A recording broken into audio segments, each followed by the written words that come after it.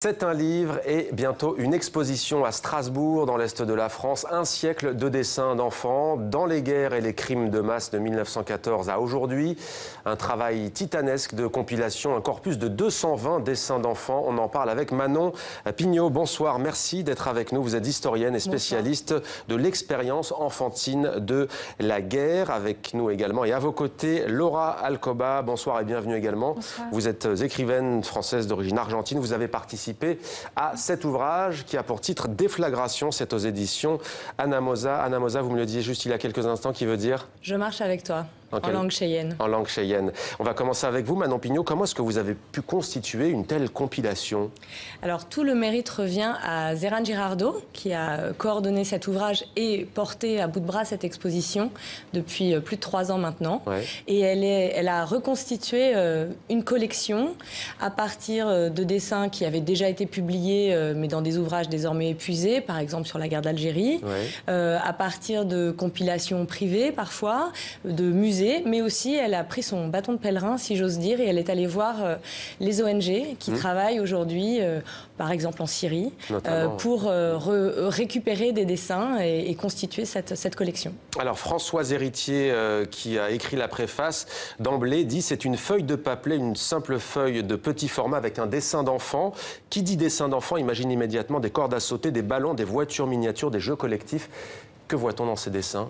Qu'est-ce qui revient souvent ? On les voit à l'image qui défile. Eh bien, on voit la guerre, le phénomène guerrier dans toute sa banalité, dans toute son horreur, dans toute sa violence. Des bombardements, des corps mutilés, fragmentés, des populations civiles martyrisées, des femmes violées, des enfants forcés à l'exil, à prendre... Voilà, des chemins de fortune, des bateaux. Un papa, une maman aussi. Parfois, il y a des membres qui peuvent être et puis des enfants abandonnés aussi, qui dessinent leur vision de la guerre. Et ce qui est très frappant de constater, c'est que sur un siècle, les mêmes dessins reviennent, les mêmes gestes reviennent. L'histoire se répète. Je ne sais pas si l'histoire se répète, mais en tout cas, le phénomène guerrier reste assez immuable. Oui. Manon Pignot, c'était Laura Alcoba, pardonnez-moi, vous avez participé à cet ouvrage. Oui. Pourquoi au juste ? J'ai immédiatement dit oui à Zeran Girardot, dont Manon vient de parler, qui m'a contactée il y a quelques mois. Oui. J'étais bouleversée par son travail et par ses dessins qui sont des témoignages d'une force, d'une puissance assez inouïe. Il n'y a pas de filtre. Ce sont des témoins qui ne sont pas pris dans des discours, dans des non-dits, qui ne sont pas sujets à l'autocensure. Le dessin est là dans une objectivité froide, immédiate et bouleversante. C'est un témoignage d'une certaine manière d'un conflit, un dessin d'enfant ? Oui, absolument. C'est un témoignage, on n'est peut-être pas d'accord, c'est un témoignage, c'est un appel. C'est un appel qui du coup interpelle et appelle, je crois, une réponse. Manon. Oui, pas d'une certaine manière, c'est un témoignage plein et entier. Ouais, plein et entier. Laura Alcoba, est-ce que vous pouvez nous lire l'article que vous avez consacré à cet ouvrage ? C'est une réponse plus qu'un article. C'est une réponse à une petite qui s'appelle Maria, 12 ans, 1994, ça se passe en ex-Yougoslavie, conflit, guerre civile terrible. On va parler du dessin et donc forcément du texte qui fait la réponse, on va les voir à l'image. Voilà. Non, juste dire, donc, Zeran nous a proposé des dessins et les différents artistes qui ont participé ont, de manière instinctive, comme ça, choisi un dessin et un enfant, une parole. Voilà, et là, effectivement, ex-Yougoslavie, 94. Est-ce toi qui m'appelles, les bras levés, là, juste devant moi, sous les clochers de feu dans le ciel, dis-moi, est-ce bien toi ? N'est-ce pas plutôt lui, ou nous, ou moi ? Il me faudra un peu de rouge pour dire les bulbes en flammes tout là-haut. Pour l'homme à terre, à mes pieds, donne-moi un peu de rouge encore. Comme pour le cadran, en haut de la tour, c'est qu'elles étaient toutes rouges, aussi bien les heures que les minutes. C'est ce dessin qui vous a inspiré ces quelques lignes. Oui, et puis ce détail, parce que ce qui est étonnant, alors il y a des dessins qui sont dans l'économie, vraiment dans les purs, et d'autres où il y a des détails parfois surprenants. Alors, ailleurs, parfois un oiseau, une fleur, ce qui interpelle, à côté de scènes de guerre. Avec le soleil aussi, et là, parfois. Le soleil, beaucoup d'animaux, comme si c'était des bouées de sauvetage un peu pour assister, supporter Et puis là, il y a ce cadran. En haut d'une tour, un peu qui a l'air d'être ensanglanté. On vous sent très ému, mais est-ce que vous avez des souvenirs d'enfance? On sait que votre pays natal, si je ne m'abuse, l'Argentine... Oui, j'ai vécu enfant, oui. A connu une guerre, en tout cas, a connu une dictature terrible, peut-être différente, mais en tous les cas avec beaucoup de disparitions, de morts, de bébés volés aussi, dont on parle beaucoup dans l'actualité. Quels souvenirs gardez-vous de cela? Est-ce que vous les avez dessinés sur un papier? Je ne les ai pas dessinés. J'ai écrit mon premier livre, en fait, est né de mon expérience sous la dictature enfant. Et je crois que c'est pour ça que Zeran est entré en contact avec moi. Et dans ce premier livre, c'est l'enfant qui a pris la parole. Parce que les images, parfois, restent comme dans ces dessins. L'expérience traumatique se grave comme une... C'est gravé dans la mémoire des petits. Manon Pignot, alors là on a vu un texte qui faisait guise de réponse justement à un dessin.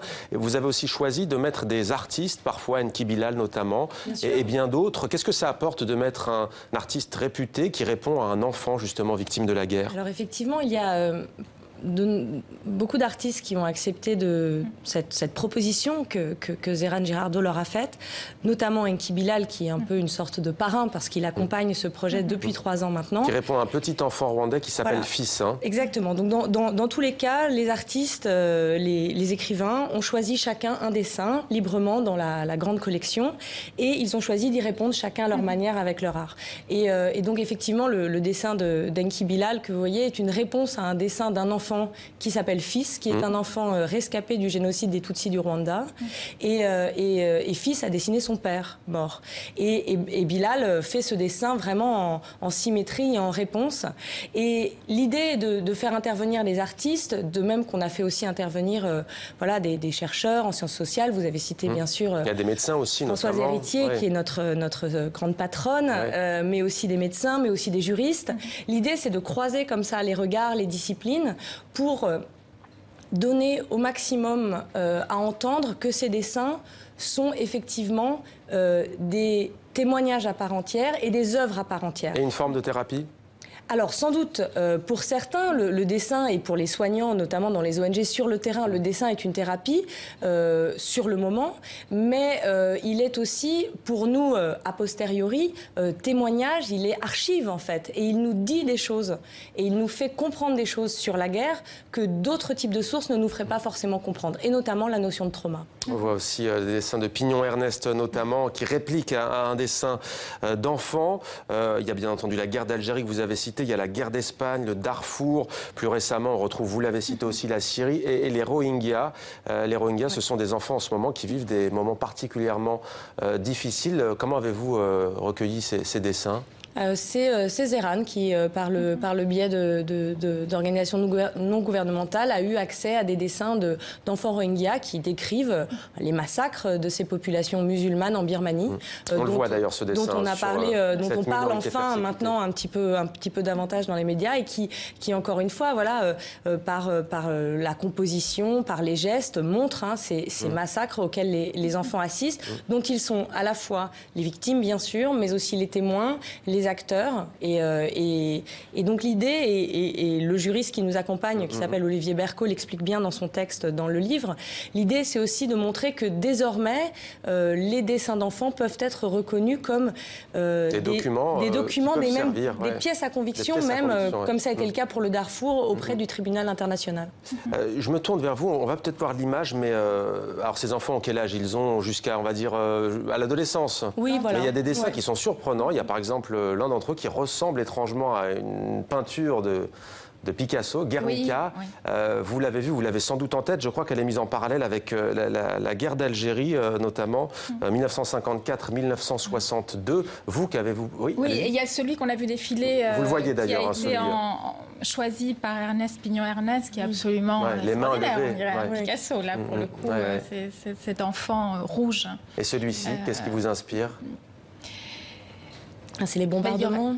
Oui. C'est la guerre d'Algérie. Mais je crois que Je crois que ce qui est très frappant, parce que l'analogie avec Picasso revient souvent, et je pense qu'elle n'est pas outrancière. Oui. Notamment parce que, avant la Grande Guerre, le mouvement fauve et cubiste a revendiqué l'art primitif et s'est intéressé à la question du dessin d'enfant. Et donc, c'est aussi pour ça que c'est une grande chance pour nous que des artistes aient contribué à cet ouvrage et à cette exposition, parce qu'ils ont donné leurs œuvres, leurs dessins exposition originaux. Qui se tiendra à Strasbourg du 6 octobre au 16 décembre à la médiathèque. À la médiathèque de Strasbourg, et puis ensuite, après ailleurs, je l'espère, si l'exposition se promène. Mais donc, ces artistes ont, d'une certaine manière, fait le lien conférer, en acceptant d'y répondre, conférer à ces dessins aussi un statut artistique. C'est vraiment des créations, c'est des expressions, et c'est pas parce qu'elles émanent d'enfants petits qu'il faut d'une certaine manière infantiliser ces dessins et les prendre pour portions congrues. Il y a aussi des dessins, par exemple, sur le deuil, comme Hiba, une Palestinienne de 6 ans. C'était à Gaza en 2000. Il y a aussi des dessins sur le génocide des Juifs et la Shoah, avec notamment un train. Là aussi, les témoignages sont bouleversants des enfants sur cette période de l'histoire. Oui, il y a une objectivité comme ça, brute, froide, et il n'y a pas d'intention seconde, il n'y a pas de quelque chose qui serait intégré dans un discours, dans un propos politique. Le témoignage est à l'état brut, et c'est pour ça qu'il est absolument, il s'impose avec la force d'une œuvre d'art pour beaucoup d'entre eux. Et c'est vrai qu'il y a beaucoup d'artistes qui ont cherché ce cri comme ça, les artistes primitifs, voilà.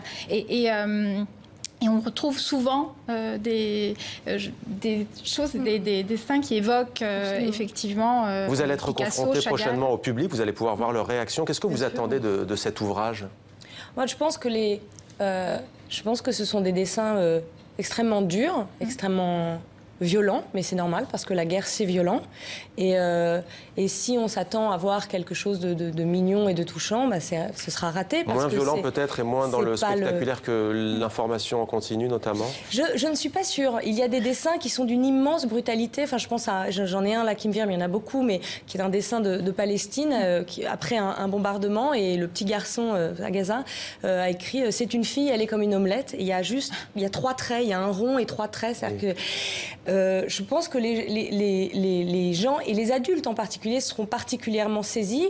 L'exposition, elle est aussi pensée pour être vue par des enfants, donc il y a aussi tout un processus d'accompagnement qui a été prévu pour que les enfants le voient, mais je pense pas que ce soit... Je ne pense pas que les enfants seront les plus choqués. Je pense que nous, adultes, nous sommes bouleversés par ces dessins. Parce que ça nous interroge aussi sur notre propre violence. Bien sûr, et sur notre propre responsabilité, parce qu'on montre des dessins de la guerre d'Espagne, 1936, mais on montre aussi des dessins de ce qui se passe aujourd'hui en Syrie, à 5 heures d'avion d'ici. Merci beaucoup d'être venue sur notre plateau, Laura Alcoba. Merci à vous également, Manon Pignot, d'être venue sur TV5 Monde. On attend donc cette exposition à partir du 6 octobre, donc à la médiathèque de Strasbourg.